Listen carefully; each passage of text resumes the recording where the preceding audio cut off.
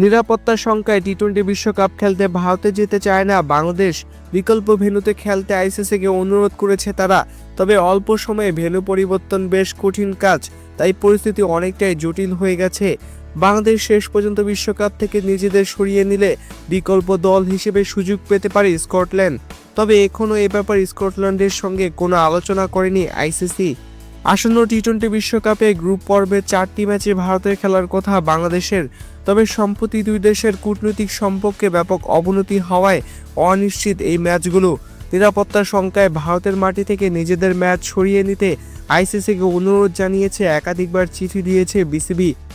Mail চালাচালি ছাড়াও video কনফারেন্সে আলোচনা করেছে বিসিবি আইসিসি। এমনকি এ ব্যাপারে বিসিবির সঙ্গে আলোচনা করে বাংলাদেশে আসে আইসিসির একটি প্রতিনিধি দল। তারপরও সমাধানে পৌঁছাতে পারেনি তারা।